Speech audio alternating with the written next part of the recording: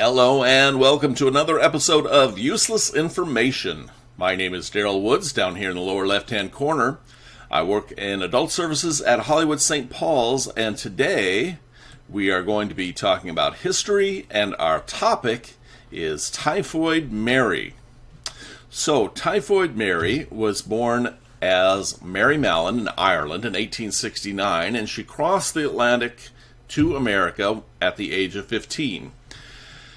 And she immediately began working as a servant, domestic servant, and she worked all the way up to cook in the upper class homes. Now, this is a pretty good gig. Cooks made a decent amount of money.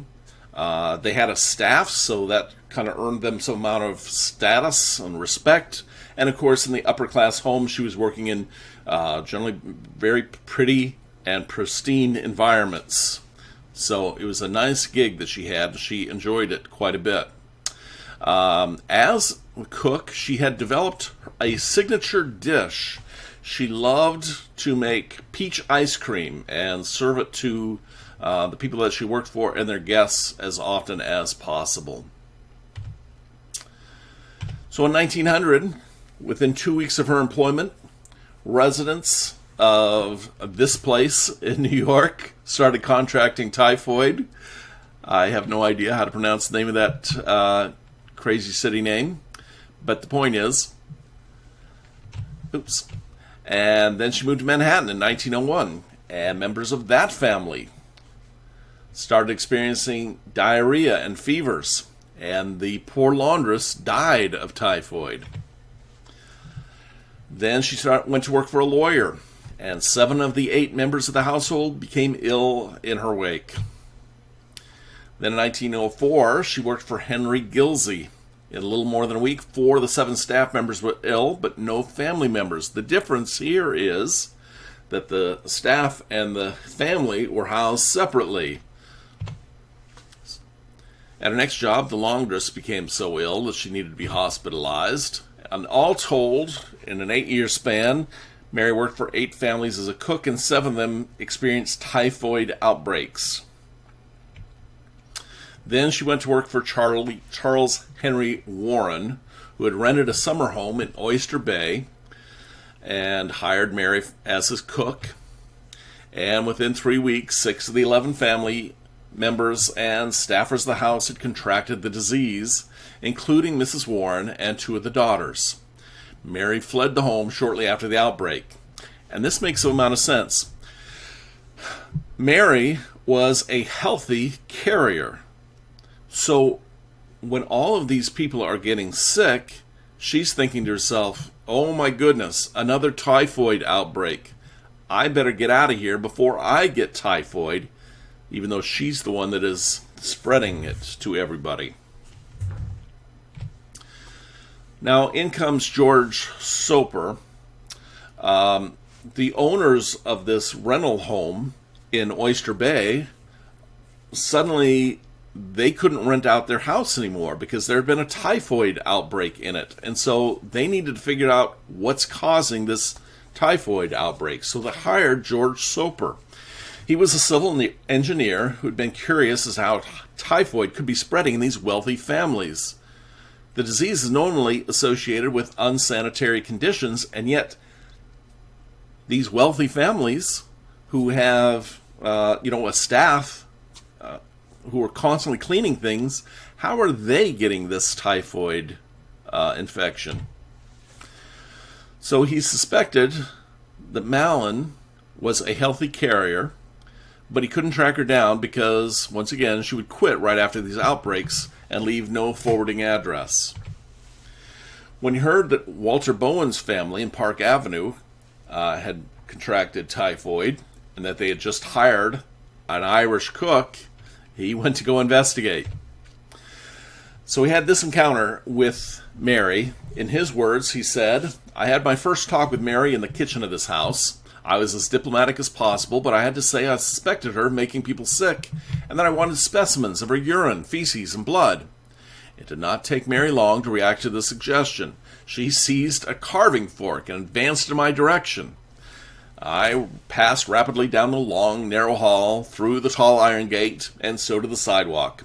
I felt rather lucky to escape. So Soper was able to convince the New York City Health Department that Mary was a healthy carrier, so they approached her one more time. And the results were rather similar. She threatened them with kitchenware and physical harm. From her perspective, she didn't have the disease. She couldn't believe that anybody would malign her name by saying that she was passing typhoid on to other people. She thought that she was just being unfairly persecuted because she was an Irish immigrant and a woman and a domestic. And so, yeah, she was outraged. Eventually, they did apprehend her, and she spent 2 years in isolation. And she was subjected to many tests. And through this tests, they realized that she had a typhoid infection in her gallbladder. And therefore, that was how she was passing it to all these people, even though she felt fine. I never had typhoid in my life, she said, and I've always been healthy. Why should I be banished like a leper and compelled to live in solitary confinement with only a dog for a companion? So she sued for her release, and eventually she won under the condition that she never work as a cook again. But remember, cook's a pretty nice position, so that was definitely an imposition for her. By the time she's released, this nickname Typhoid Mary and the association with her, Mary Mallon, was widely spread in the New York area. And so she wasn't going to get a job in the same circles as a cook again anyway. So she worked as a laundress, but she grew unsatisfied because the wages were very small compared to what she was earning as a cook. And of course she had no staff, she had no status, so she didn't have as much respect in these households. Also, remember, when she was infecting all these families with typhoid, the first person to get infected or perhaps die was always the laundress. So for somebody who's also worried about contracting typhoid, I'm sure that had to be on her mind as well. So what she did was she changed her name to Mary Brown and decided she was going to work as a cook again. But no upscale families were going to hire her. So what she did was she worked as a cook in kitchens, restaurants, hotels, spas, any place she could. And of course, the typhoid outbreaks occurred in almost every one of them. Finally, she ends up at the Sloan Hospital. So we've got this person who is a malignant carrier of typhoid, and she's working as a cook in a hospital. She started working there in 1915, and of course, shortly 25 people were either ill, were ill, and 2 died. The head obstetrician contacted Soper to ask him to investigate, and once he got there, he immediately identified Mallon. So she was caught and quarantined again, this time until she died.